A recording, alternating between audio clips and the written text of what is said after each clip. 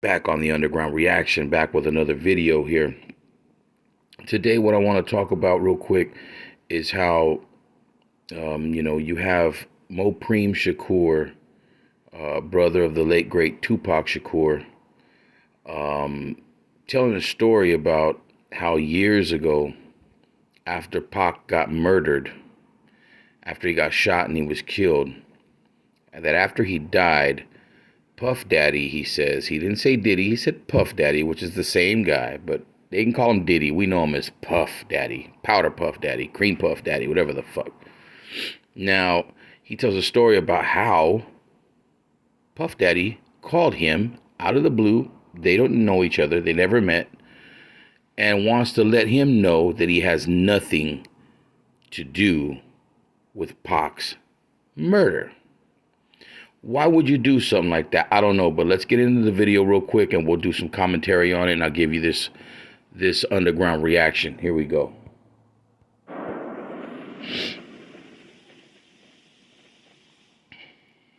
The boy Puffy called me though. Puffy called me back in the day.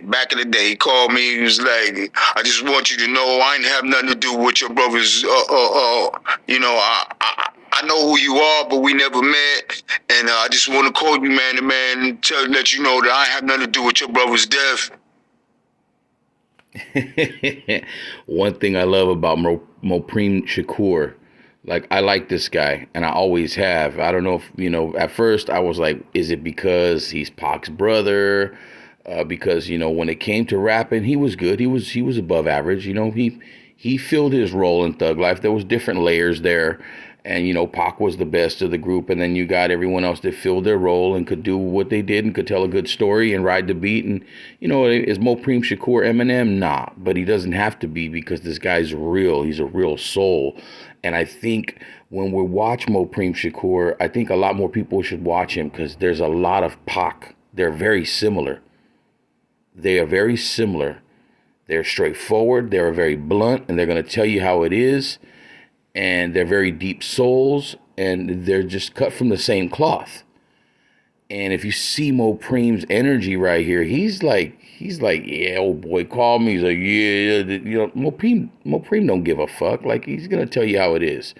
And so, yeah, just check his energy out. And I think more people should fuck with Mopreem and should watch his interviews, because there's a lot of gold there in many ways than one. Not just when it comes to the murder of his brother or the shooting, which he's got a lot of great information about all that and stuff that they did before the shooting, after all that stuff that happened with Pac. But yeah, let's get into the video. Now, why was he calling me, reaching out to me? Because LA Times had just dropped, it was in the early 2000s, LA Times had just dropped an article in the newspaper implicating him as well. Did you hear what the fuck he just said? I remember that LA Times article. I remember that. Implementing him, meaning Puff Daddy, a.k.a. Diddy, a.k.a. Booty Daddy, Booty Bandit, Mr. Butt Plug Supreme over there. Yeah, Gene Deal tells stories about how when he was in an adult shop with Diddy one time, and Diddy was picking up all these dildos and butt plugs, and Gene Deal says, "What you grabbing all that stuff?" He's like, "Man, can I just do my shopping? Can I just shop in peace and do my shopping?" Yeah, but anyways, Mr. Butt Plug Supreme, Diddy over there, think about what Mopreem is saying and think about the facts that he's spitting. LA Times came out with an article after Pac was murdered, implementing Puff Daddy, a.k.a. Sean Combs, a.k.a. Diddy, a.k.a. Booty Bandit, a.k.a. Butt Plug Supreme, in the murder of Tupac. Now, this is going deeper down a rabbit hole that you and I couldn't even imagine how far this thing goes down, but there is so much tied into this. So let's keep going with this, because it's a short video.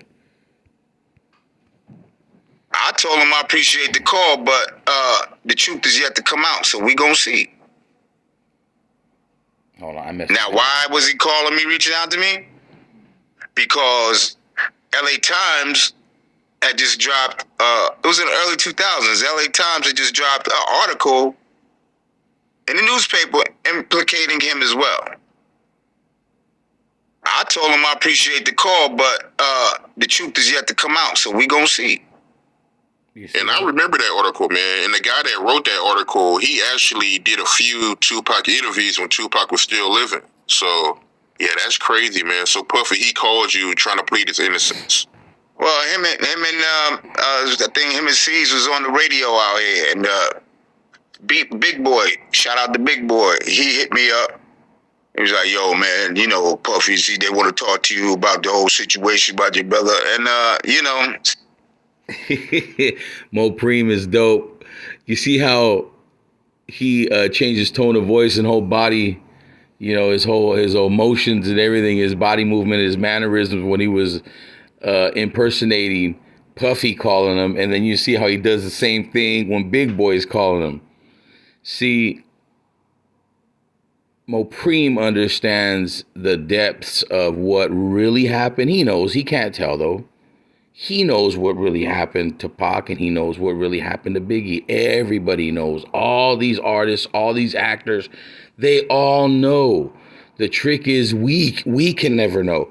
But there are some of us who have been investigating this on our own since it happened because something was just never right. And then us that followed the whole situation will remember the rumblings of Puffy having a $10,000 bounty on a death row chain. And we had heard the rumblings of the $1 million being offered to the Southside Crips, to Keefe D and them, to shoot and kill Suge and Tupac, not just Pac. People get it twisted and they say, oh, they were trying to kill Pac, so they killed Pac. No, they were trying to kill both of them. They were supposed to kill Suge and Pac. They wanted them both gone.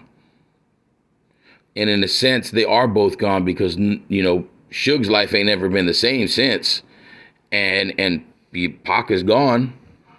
You know, Snoop, Dre, Diddy, Jay-Z, the list goes on and on.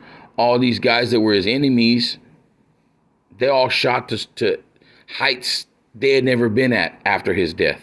Some of their careers were resurrected because there was careers like Dr. Dre and Snoop and Diddy that was like, they were done. Diddy without Biggie was trash. And Pac had just basically killed off Snoop and Dre's careers before he died with everything he was saying about Dre being a homosexual and stuff like that. Can't sell records no more after that. Not to the fan base that you had, you know what I mean, that Dre had before that he had created with the Chronic and NWA. At that time, there's no way in hell you're going to be, you know, whatever you are now because Pac was the shit. Everybody was eating out of Pac's hand. The whole world was waiting on the next fucking 2 words to come out of Tupac's mouth. He had the whole world on his motherfucking nuts. Snoop ain't never had it like that. Not even when he was the man. Dre, I mean, all them, they got this now, but they still don't have what Pac had. That's the thing. They're trying to capture it, and they feel like the more that they buy, the more shit that they own, the more artists that they sign, the more money that they make, that they'll still be looked at as legendary as Pac, and they never will be. They're legends in their own right, but Pac is somewhere by himself. Let's just keep finishing. Let's just keep going with this. Especially back then, I wanted all the information I could get. And I heard what he said, but, you know, this shit been so chaotic, ain't know which way to go until you find out more information. And yeah, that was the early 2000s. Did Little C say anything to you? Not that I recall. Yeah, that sounds like a guy that's guilty, man. Him calling you trying to plead his innocence.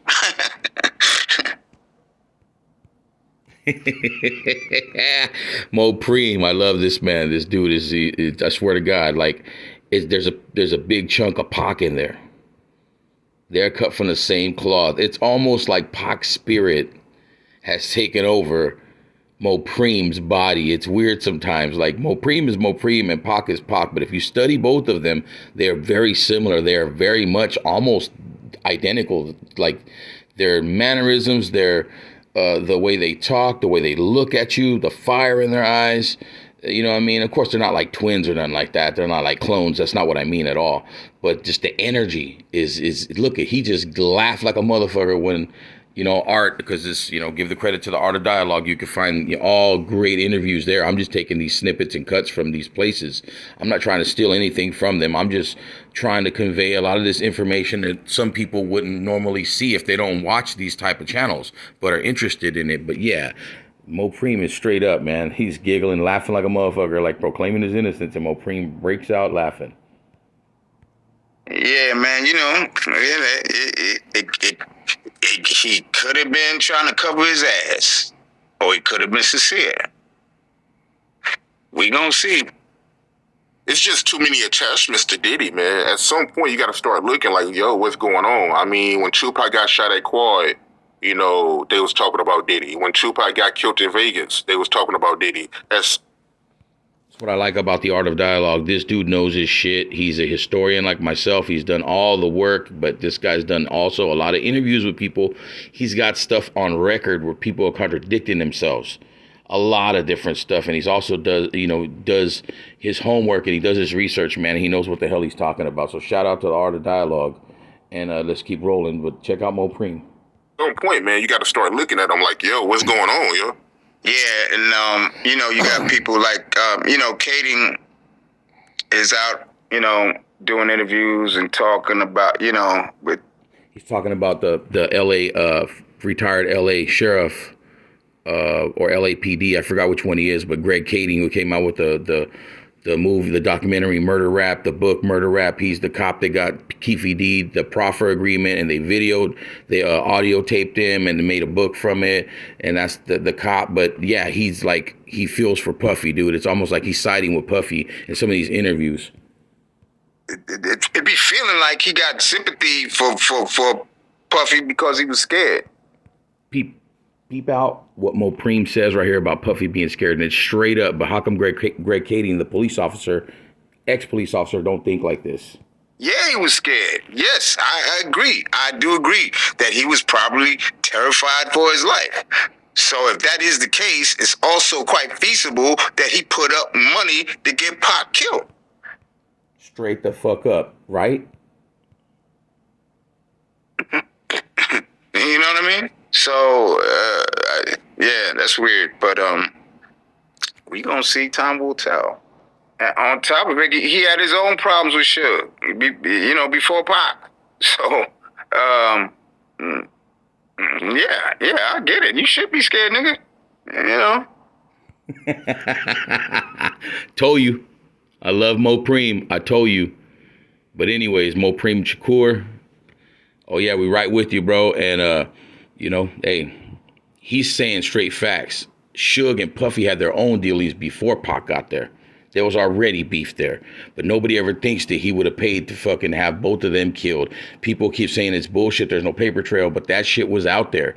And it's out there. The information's out there. If you give a fuck about Pac and Biggie, you need to start looking at it. We are the ones cracking this shit open. Guys like Art of Dialogue, guys like Vlad, all these people have come out, they're cracking this shit up and wide open. But this has been another video, The Underground Reaction. Please like, share, subscribe.